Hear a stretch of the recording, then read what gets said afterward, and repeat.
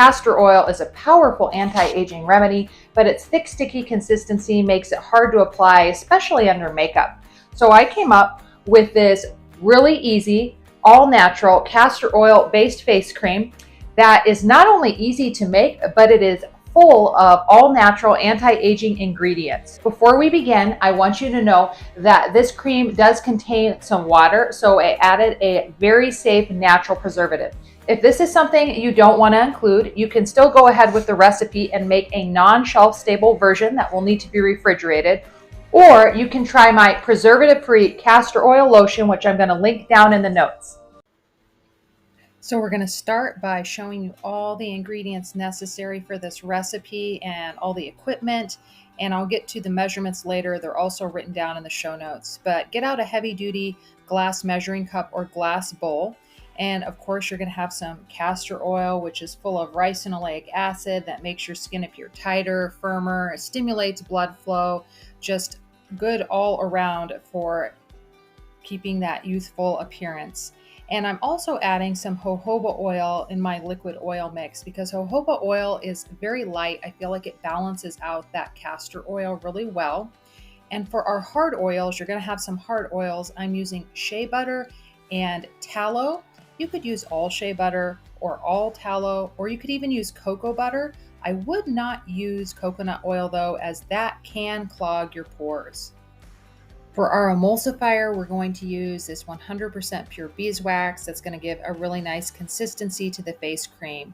And one of our liquid ingredients is some pure vanilla extract. Vanilla contains hyaluronic acid, which is great for your skin. For oils, I'm going to use frankincense, which helps stimulate collagen production, prevent those wrinkles.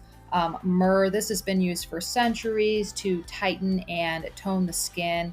And of course, it's antibacterial, antifungal, all of that good stuff to help prevent breakouts. And then we are also going to use lavender, which on top of giving this just a great smell, is also great for preventing wrinkles, fine lines, and age spots. There's such a variety of oils you could be using. These are just my favorites.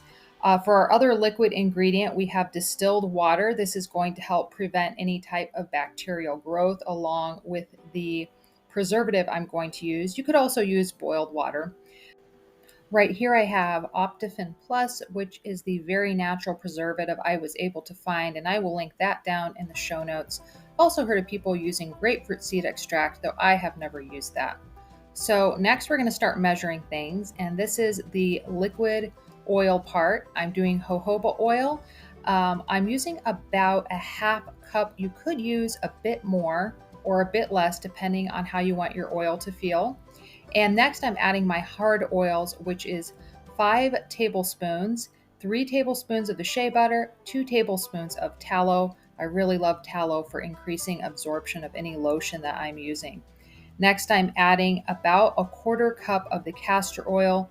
You could add more or less depending on how much jojoba oil you use. You just want those liquid oils to equal about 3/4 cup. The castor oil is really sticky, so you got to be careful. And I'm going to take my glass measuring cup and put it in my homemade double boiler here, which is just a rag inside a pot of boiling water.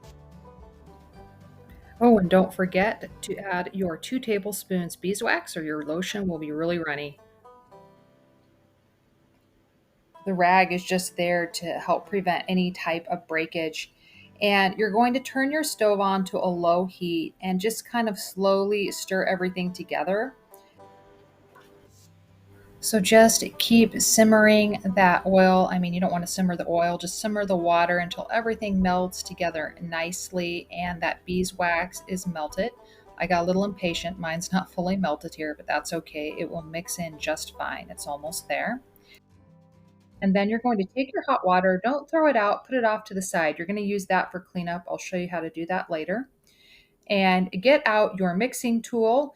For me, that's an immersion blender because I find that's easiest for cleanup.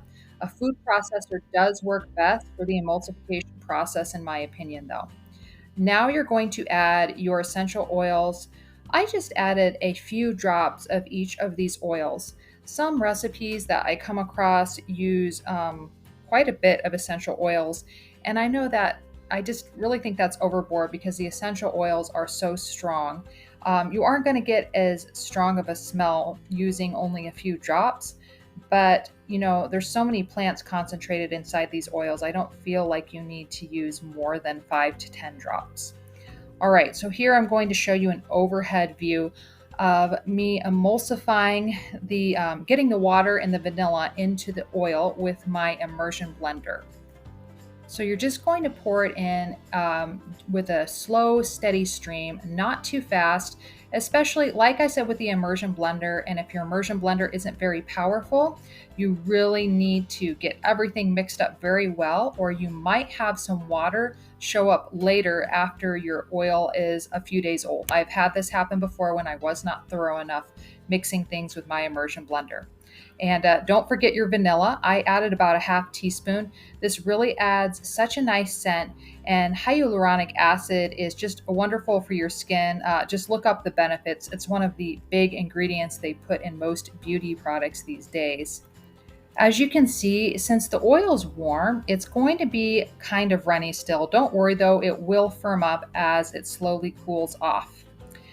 The next thing you're going to do is take the temperature. Just make sure it's below 176 because you want to add your preservative below 176. And I'm adding a half teaspoon of this Optifin Plus.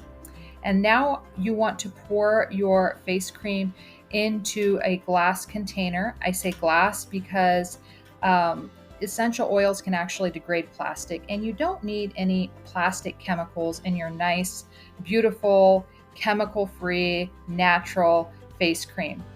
And here I've stuck it in the fridge for just a couple minutes, and you can see it's already starting to harden up a bit. It really does have such a nice creamy consistency though. I really like to put it on every night or just put it on before I put my makeup on.